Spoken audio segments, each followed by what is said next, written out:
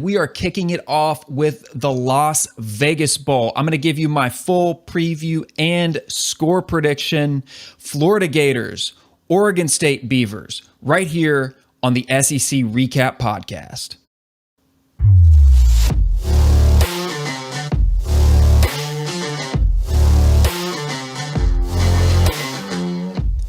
You're listening to the SEC Recap Podcast. I am your host, Ben Warren. If you're joining us in audio form from Google Podcasts or Apple Podcasts or Spotify, I want to thank you for listening. Go ahead and leave us a rating and review. Subscribe to the podcast. It helps us so much. And if you're listening or watching on YouTube, appreciate you being here. I'm excited to be back on YouTube for our bowl game predictions. No more wasting time. Let's get into it. Florida Gators taking on the number 14 Oregon State Beavers. This game is on December 17th, 7:30 p.m. Eastern Time in Las Vegas, Nevada, the Las Vegas Bowl. Oregon State is coming into this game having won 6 of its last 7 matchups, including an upset over rival Oregon.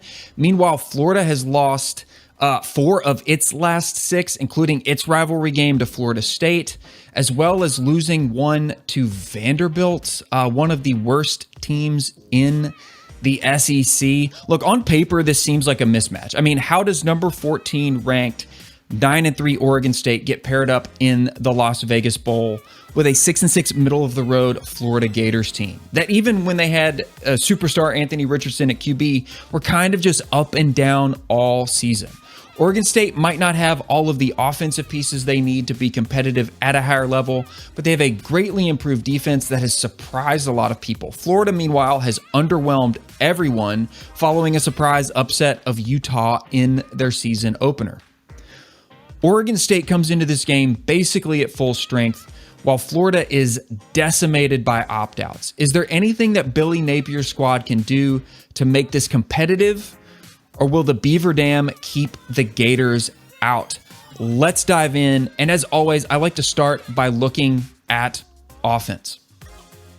Florida Gators come into this game with the number 43 ranked scoring offense in the country. They're putting up 31.8 points per game, 441 total yards. They have the number 69, ranked passing offense, 227 yards per game. They've got 18 total patties on the season. They have the number 15 ranked rushing offense. Very, very good running back tandem that we'll get into here in a bit. 214 rushing yards per game, 29 total rushing tutties on the year. Meanwhile, Oregon State, number 37 scoring offense in the country, 32.4 points per game on 399 total yards per game. So immediately the difference that I see, because, statistically these look very close, but if you look at points per game on total yards per game, Oregon State looks like a slightly more efficient offense, about the same amount of points on fewer yards. However, not a great passing offense, number 103 in the country, 200 passing yards per game, 15 passing tutties on the season, but also a very good rushing offense, right? 199 rushing yards per game, 33 ruddies, that's rushing tutties on the season. So the advantage here statistically looks pretty similar. We'll get into opt-outs and transfers and all of that here in just a moment. But the advantage is pretty neutral, lean Oregon State. Let's flip it over to the defensive side. Florida Gators, the number 46 scoring defense in the country, allowing 28.8 points per game on 415 total yards. They've got the number 89 ranked passing defense, giving up 239 yards a game, and they've got the number 101 ranked rushing defense. So not a good passing defense or rushing defense, allowing 176 rushing yards on the ground. Oregon State, a little bit better, number 35 scoring defense in the country, allowing just 21.4 points per game, a full touchdown, an extra point better than the Florida Gators. They've got the number 75 ranked passing defense, also not a great passing defense. 228 yards per game. They've given up 11 passing touchdowns, but the number 20 ranked rushing defense. 114 rushing yards allowed, just 17 rushing tutties on the year, allowing a total of 342 yards per game. Big difference I want to point out. Oregon State is a much more solid defense. However, Florida Gators, great at creating havoc in the turnover game. Gators are plus 10 turnover margin. That's very, very good. We'll look at that more here in a minute. Oregon State, meanwhile, -1 in the turnover margin. That is not good. That means net they're turning the ball over one more net time than their defense is creating a turnover. So really good stat if you're a Florida Gator, but overall, I'm going to give this advantage to Oregon State. Statistically, they're just a slightly more solid defense. All right. Injuries, opt-outs, transfers. So statistics aside, let's look at who's actually going to be playing in this game. For Florida, Anthony Richardson, quarterback, he's hitting the NFL draft. Ventrell Miller, linebacker, he's hitting the NFL draft. Justin Shorter, wide receiver, he's hitting the NFL draft. Osiris Torres, offensive line, guard, starting offensive lineman, he's hitting the NFL draft. And then Florida has had 6 players hit the transfer portal.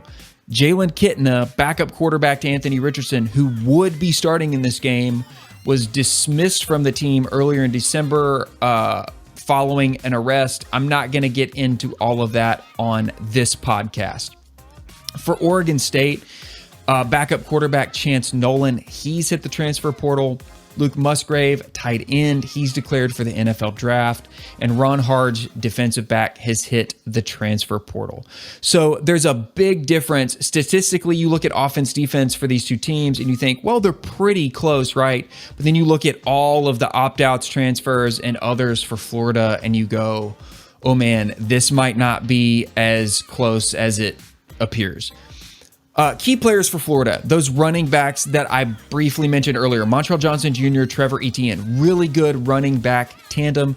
They've combined for over 1,500 yards and 16 touchdowns. Montrell Johnson Jr. getting the lion's share of the carries, 144 and 10 touchdowns, to Trevor Etienne, 110 carries and 6 touchdowns. But both of those guys, very good. I expect to see both of those running backs featured very, very heavily in this game.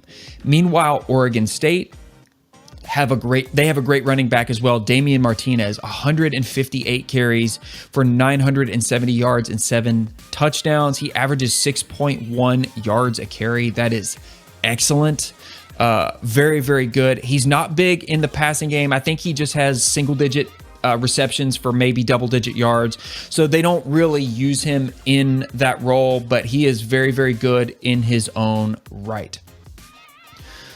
So what this game comes down to, Florida is down to its third string quarterback, Jack Miller. He was a backup to CJ Stroud at Ohio State, but only completed 7 passes for 101 yards. He was suspended from the Buckeyes last November following a drunk driving arrest. This eventually leads to his decision to transfer to Florida, where he has not taken a snap all season due to a thumb injury he had back in August that required surgery. So he comes into this bowl game 0 of 0 for 0 yards, literally his first game of the year. Now, he does know the offense. He's been there all season, so he's familiar with the offense, right? But not the same thing. Behind Miller, Florida has walk-on Kyle Engel and freshman Max Brown. So they have a severe lack of depth at that position. Thankfully, all they have to do is get through a bowl game, and they have a couple good running backs they can lean on. Oregon State is 9th in the FBS in 4th down conversion rate. They convert 68.2% of their 4th down attempts. That is excellent. Top 10 in the country, and defensively, they are tied for 8th. Also top 10 in the FBS in 4th down conversion rate allowed. They're allowing just 33%. So they're converting 68.2 fourth down attempts, and they're allowing just 33%. That's a great statistic if you're a Beaver. Florida is going to have to take some chances that may include trying to pick up some fourth downs, and it's going to be tough against the Beavers. The Beavers also rank third in FBS in red zone defense, allowing just 67.5% of red zone scoring attempts by opponents. What that means for Florida is even if you manage to get in the red zone, it's still going to be a tough fight. Offensively, both teams have allowed just 12 sacks on the year. That ties them for 11th in the FBS. The catch is that neither passing game or quarterback is particularly dangerous. So I don't know how much that statistic is going to matter in this matchup. They allow very few sacks, but neither quarterback is really a threat to hit you down the field. Although the quarterback that can hit some explosive plays may be the difference maker in this ballgame. The bright spot is that Gators team being plus 10 in the turnover margin. That's tied for 8th in the FBS compared to the Beavers being -1. Maybe the Gators can create some opportunities for their offense in the turnover game, or even snag an outright defensive score or two that would help them out tremendously. Let's look at the odds. ESPN's FPI has Oregon State favored at a 56.9% chance to win versus Florida at a 43.1% chance to win. The spread favors Oregon State at -11, as does the money line at -420. The over-under sits at 51 at the time I'm recording this, with team totals for Oregon State at 31.9 and Florida at 19.3. So the Gators are down an experienced starting offensive line player in Osiris Torrance and one of their top receivers, Justin Shorter. They're also starting a QB who has not played in a game all season. Sure, he knows the offense, but knowing and doing are two completely different things in college football. I kind of like Oregon State to cover the 11 points here. I think Oregon State is too good defensively for a patchwork Florida Gators team where morale is maybe a bit in the dumps. Billy Napier needs to work the transfer portal, get through this signing class. They're bringing in a good quarterback prospect in Jaden Rashada, and they need to get into spring practice. Brighter days are ahead for the Gators, I believe. But I'm going to say Oregon State 31, Florida 17. Maybe Florida can get a defensive score or make some magic happen and cover that spread. Guys, that's going to do it for this episode. Thank you so much for tuning in to the SEC Recap Podcast. If you're watching on YouTube, go ahead and smash that like. Please smash that thumbs up, sub to the channel. If you're listening in audio form, head on over to Spotify or Apple. If you're already there, you don't even have to stop listening. You don't even have to press pause. Just go ahead and leave a rating and review. It helps us out. It helps us grow the show. Follow me on Twitter at SEC Recap. As always, you can get all of our content at secrecap.com. Go check out the article. It has these nice infographics for offensive and defensive statistics. Kind of a tongue twister there.